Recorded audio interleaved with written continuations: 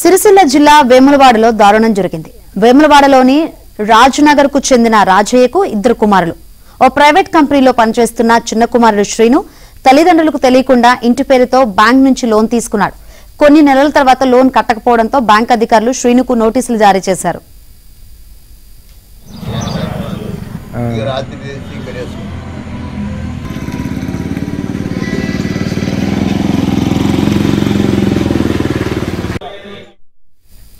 శ్రీనుకు నోటీసులు ఇచ్చినా స్పందించకపోవడంతో కోర్టు ఆదేశాలతో ఇల్లు స్వాధీనం చేసుకునేందుకు వచ్చారు.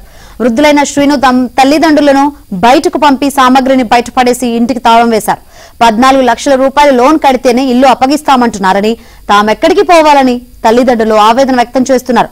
తమకు న్యాయం చేయాలంటూ వృద్ధులైన తల్లిదండ్రులు పోలీసులను ఆశ్రయించారు.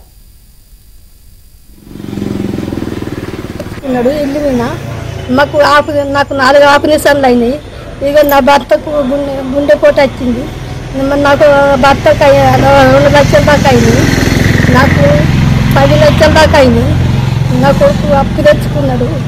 ఇల్లు మీద అప్పు తెచ్చుకున్నాడు. కట్టలేక దేశం పోయిండు. ఎవరికి చెప్పక చేయక ఇప్పుడు పోలీసు వాళ్ళు వచ్చిండ్రు, బ్యాంకు వాళ్ళు వచ్చిండ్రు, అంగడంగడి చేసిండ్రు, ఇవన్నీ బయట పెట్టిండ్రు.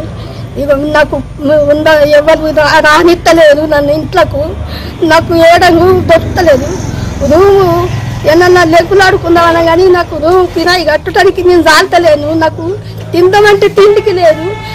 దయచేసి నాకు మా ముసలికి ఏదన్నా సాయం చెయ్యాలి. అక్కడ ఏమన్నాడు?